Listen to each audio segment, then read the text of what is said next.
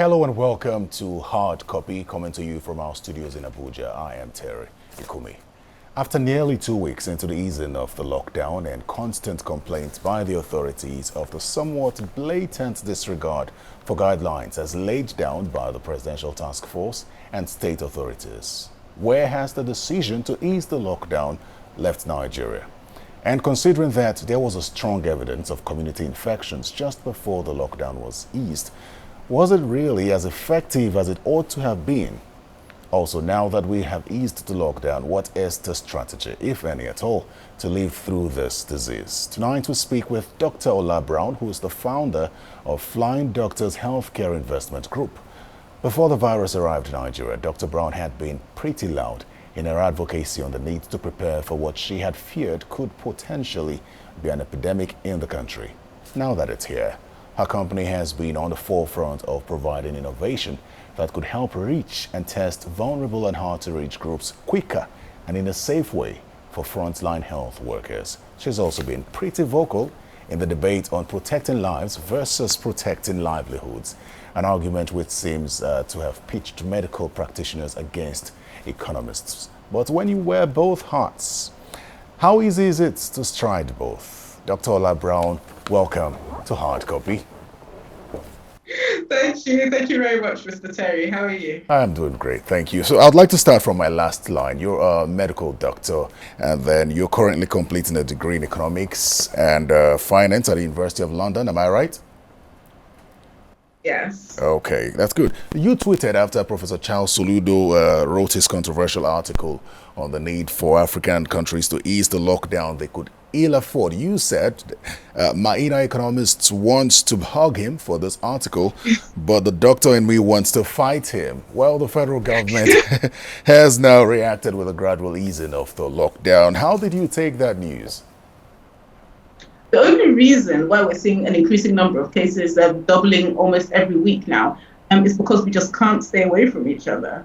So it really is a tension between lives and livelihoods, in the sense that there's livelihoods and our economy on one hand, but there's also the issue of saving lives on the other hand.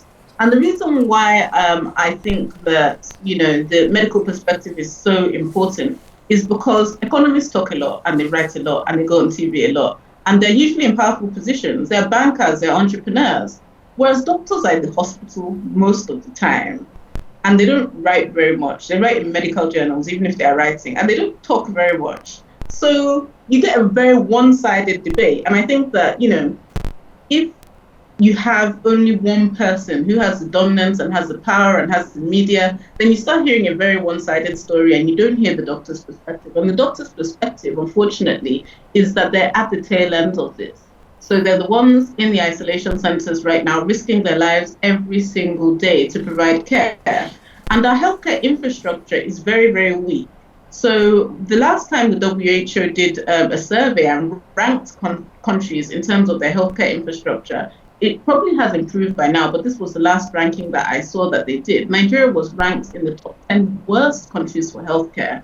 So from and what... It's not that the number of viruses doesn't affect economists as acutely as it affects doctors and nurses. Because obviously the economists are at home writing articles, but the doctors are putting their lives at risk every day for patients. And the more patients there are, the more likely, the longer hours they have to work, the more likely they are to make mistakes. Are you afraid that are the results that you see now as bad as you feared? In terms of our fatalities or in terms of our numbers, the number of cases? All of it. I don't think I think it's far too early to say. I think that we're seeing an exponential increase in cases. But the only saving grace we're seeing in Africa is actually we're seeing lower mortality so far. But we have to bear in mind that we also have decreased testing capacity compared to countries like the UK or the US. So we might also see a scenario where there's a sudden exponential rise in critically ill patients that we weren't expecting, almost like a hockey stick kind of pattern. Now, even though the authorities haven't said yes or no to this, Some people have argued that we're now relying on herd immunity, which is the resistance to the spread of the virus or a contagious disease within a population that results if a sufficiently high proportion of that population is immune to the disease. Do you think that this could be an effective strategy considering our very huge youth population? We just don't know the answer to that question. And countries like Sweden have decided to risk it. And luckily, so we have a case study to watch what happens when you take the herd immunity approach. So Sweden has decided not to lock down. They've decided to go about their normal business and just protect the elderly. I think that that's a very bold strategy. And what has happened so far is their economy has done worse than their neighbors, but they've also had the highest number of deaths, or one of the highest death rates compared to their neighbors in Scandinavia. So they've done badly on the economic front, according to predictions for this quarter, but also they've lost a lot of people. And at the end of the day, if you do want to take the herd immunity route, then you also have to consider your healthcare infrastructure. So Sweden, I go to a Nordic Emergency Conference, and I don't miss it because Sweden has one of the most advanced sorts of healthcare systems in the world. I go there to see new innovations in emergency and intensive care. And, I'm blown away every time that I attend that conference. In fact, I wrote in my article that even if you are destined to die in Sweden, they're going to make it very, very, very difficult for you to die. Even if your heart stops in Sweden, so like the rate of cardiac arrests, that is when your heart is stopped and it's supposed to be over, it's actually one of the highest in the world because it's going to be extremely difficult for you to die in a country like that. Whereas in Nigeria, it's not that hard. If our cardiac arrest survival rates are very poor. So what I'm saying is you also, when you want to take the herd immunity strategy, number one, you have to consider how many people you're comfortable with dying and how to politically manage that. Right, very well. Since we're talking about response and approach now, let me draw your attention to one of your articles, the one on Nigeria's response to the COVID-19 pandemic. You commended the Lagos State government in that, even though you were not clearly clear on what exactly that commendation was, but you did commend the anti-fragile nature of the governor and the Commissioner for Health. What exactly is the Lagos State government doing right in tackling this COVID-19 pandemic? I think they've worked very well in three areas: the areas of advocacy, the areas of testing, and the areas of treatment. So in terms of advocacy, I think they've been very, very vocal, and you see the governor coming out himself on regular briefings about coronavirus. So in terms of essential information dissemination to the Lagos State population, I think they've been very vocal. I think they've used all the right media channels to try and communicate to people what's happening, what they should be doing, and what they shouldn't be doing. And they've done that both in English and in local languages to make sure that everybody understands. In the area of testing, they've decentralized testing into the local governments, which I think was a very good move. They've increased the lab capacity to make sure that we have the capacity that those test samples are actually getting to the lab, and they've increased testing capacity so that we're actually getting more tests done. I think Lagos State is probably doing more tests than any other state right now. And then in terms of the isolation center capacity, they've made sure that when patients do get sick, they have enough beds to treat the patients. So they've gradually increased isolation center capacity over time to just make sure that we stay ahead of the epidemic in that way as well, and in terms of patients needing treatment. And of course, as you know, I was involved in funding and planning with Lagos State to open one of those isolation centers, a 70-bed isolation center, along with YPO in the Landmark Center. So I think they've been very, very proactive in those three areas, and that's where I think it's commendable. Compare the Lagos State response to the federal government response on maybe any other state. I think the Lagos State had to be very prepared because we have probably the busiest international airport in the country. Whereas, so we had the first index case came through Murtala Mohammed Airport. So I think that Lagos State, were forced into a position of being super proactive, whereas the rest of the country was less affected in the initial stages. even though now we can see a much more widespread, much more. In fact, I think there's only 2 states that don't have reported cases, Kogi and Cross Rivers, whereas Lagos State was initially impacted and put up a proactive response in relation to the level of risk. Now let's talk about the community transmission state which we're in right now. It points to a failed health system, as you had rightly pointed out earlier, and it also points to the fact that we have not paid close attention to these communities in the past. Some till this moment have not been reached, and many of them fear that after now everything may return to status quo. Investing in community health workers has been advocated by a lot of countries, especially Liberia, and we'll talk about how much progress Liberia is making, but we do understand that millions of lives could be saved each year, and we're not just talking about COVID-19 now. Millions of lives could be saved each year just by investing in community health workers. What's your reaction to this? I think it's been from recruiting to the YPO Landmark Center. One of the major benefits for our Ebola, from the Ebola crisis that I saw, is the type of doctors and nurses that we have and their exposure to infectious disease. So Nigeria actually sent medical specialists, or Nigerian medical specialists actually went to Liberia and went to Sierra Leone, the most affected places during the Ebola outbreak, to work. And because of that, we have very, very experienced hands in Lagos, in Abuja, and other states that have handled epidemics before. And it was the capacity built, Nigeria actually volunteering some of these workers. I'm not sure whether through donors or through the government, but actually Nigerian workers did work there through the epidemic. And I think that these are some of the most skilled workers that we have now in Lagos leading. And I think also the investments in the preparedness, the structures, the surveillance, the technology that was developed during that time, because we all feared that Ebola was going to become a massive epidemic in Nigeria. So there are a lot of structures put in place, from the surveillance team to the contact tracing team in terms of training. And this has come in very, very useful. Dr. Brown, as an orthodox practitioner, how welcoming do you think that Nigeria's orthodox practitioners will be of herbal medicine, which is now becoming a buzzword? I say this because of the plan of the federal government to import some of the Madagascar herbal tonic COVID organics to the country, and many have also said that we should now turn to herbal medicine within Nigeria. So I think that we should look inwards for solutions, but there is like a process for validating those solutions. So when you make a drug, if I was to make a drug in my bedroom and think, okay, this is a fantastic drug and it can cure tuberculosis, I would put it into lab-based science. So I'll do some in vitro studies first, just in the lab with cells, not even anything living, just cells, to see how effective it was. I'll do some basic molecular work.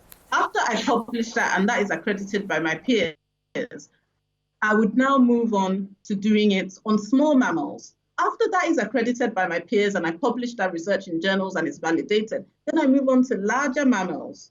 Before I now have to go through the process of what's called putting together a randomized controlled trial, where I get about 2,000, 3,000 people, so a large sample size in different centers. And then I give half of them the drug, and I give half of them something that looks like the drug that isn't the drug. So some of them are taking placebo. And then out of all those numbers, I now compare the two. And if it passes all those stages, then I can say that I have a cure.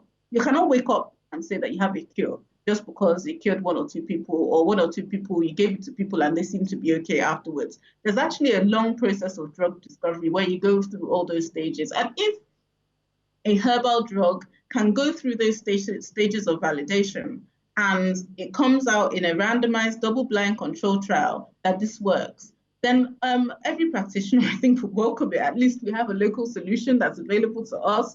It would be, a great pride to Africa. Dr. Ola Brown, thank you so much for what you do. And thank you for speaking with us. Thank you very much. Take care. You too. Bye-bye. My next guest is Bola Tito Ovia. She is one of the co-founders of Helium Health, a tech company which is solving problems in Nigeria's healthcare system, known not only for its weakness and fragility, but also its inefficiency owing to its manual processes, fragmentation, and a lack of data. If you need any evidence, simply visit the file room of any public hospital and see if that doesn't convince you. Their company, which is helping to tidy this up, recently raised $1 million in funding from global investors.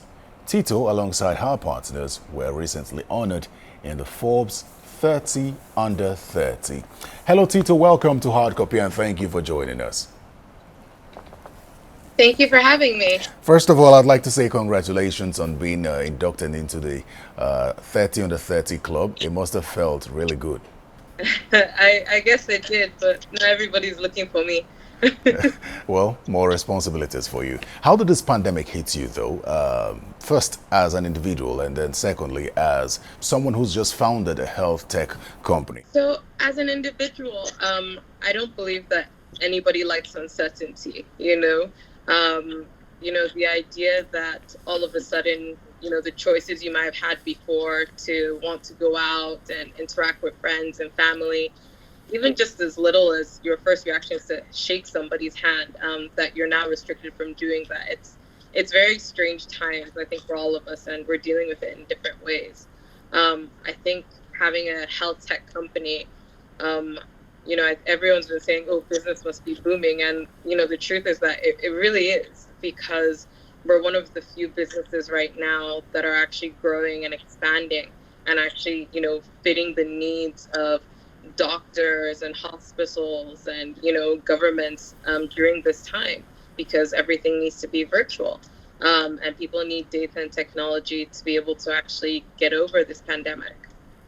So I'm curious here, for a number of entrepreneurs, doing business in Nigeria's healthcare sector is not really, might not be comfortable, basically because one, the environment is already difficult enough, and then secondly, we tend to shy away from the use of technology. How were you convinced that this was worth fighting for?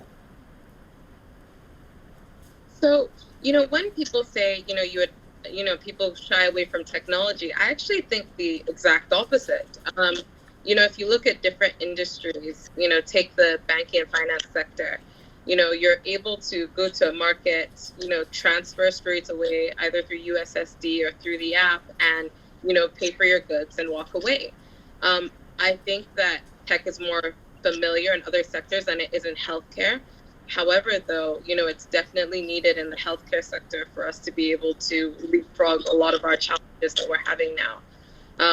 Definitely doing business in Nigeria in general is not easy for anyone, especially, in healthcare. And I think that has to do with, like I mentioned earlier, healthcare being seen as a social service, something you should give back to charity. However, I think that especially during this pandemic now, we've seen that healthcare just can't be forgotten. Healthcare has to be treated like a business. It has to be something that we actually actively invest in, either as, private corporations or either as the government, so that, if another pandemic happens, we're a lot more prepared. Now, something caught my attention when I was looking up your company profile. There's a portion of it that says you're trying to get hospitals to attend to at least 1,000 persons in a day using technology. Could you talk us through that? So that solution particularly is our electronic health records platform. And what it basically is, it's a solution that helps hospitals digitize their facilities end to end. So from the very first point of care, which is, the registration, to the vital station, doctors' rooms, your lab, pharmacy, we digitize that whole process completely using our technology. So things are so much faster. And, I'm sure everybody has had this experience before. When you walk into a hospital and, they take 30 minutes to go and find your file. So imagine that 30 minutes is automatically wiped away because they can literally pull up your records straight away. So doing things like that to ensure that going to the doctors or going to the hospital is not a whole day event for patients, and they get good quality care at the same time. Of all the countries you have worked with so far, which one stands out for you as being ready to adopt this technology, and what are the peculiarities for Nigeria that you think could pose a challenge to taking advantage of this technology? So definitely our base and the majority of our hospitals are actually in Nigeria. So Nigeria has actually been the largest adopter of our technology and of our telemedicine service.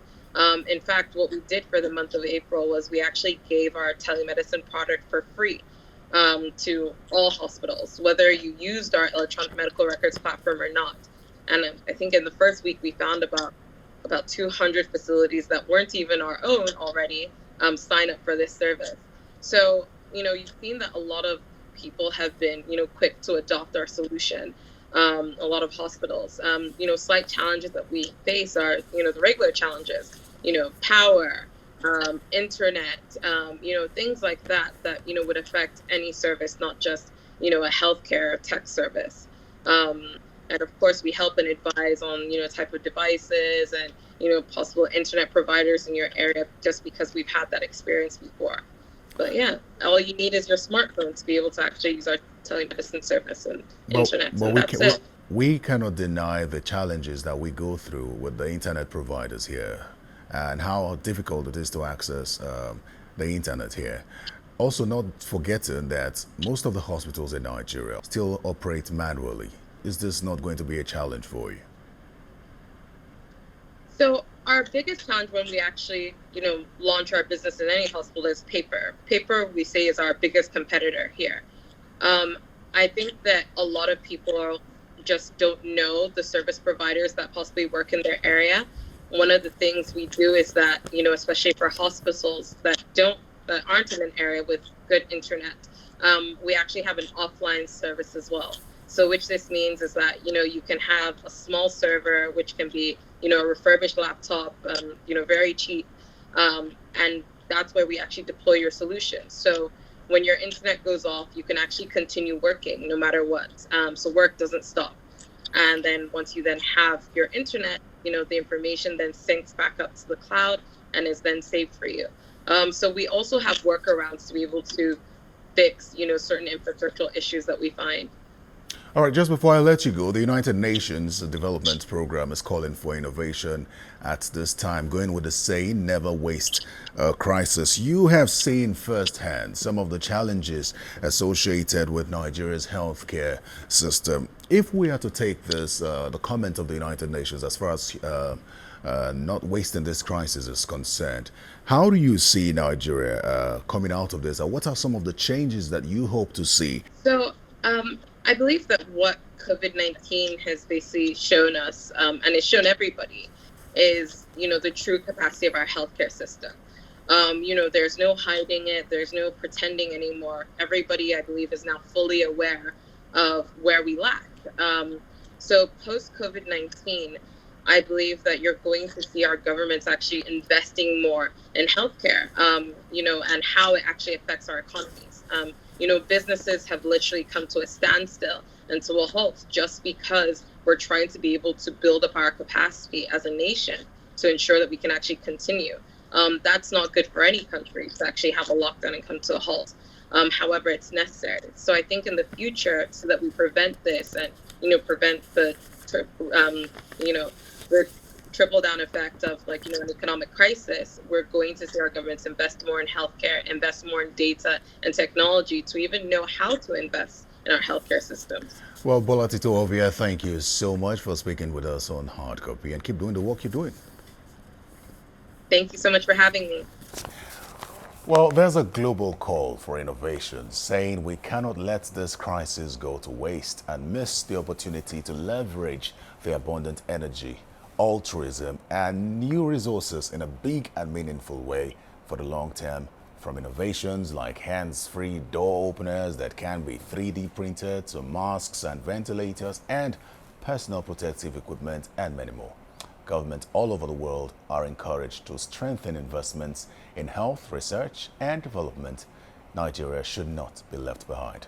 It's also important to learn from every situation that presents itself. Are we learning? Thanks for watching. I'm Terry Ikumi. Goodbye.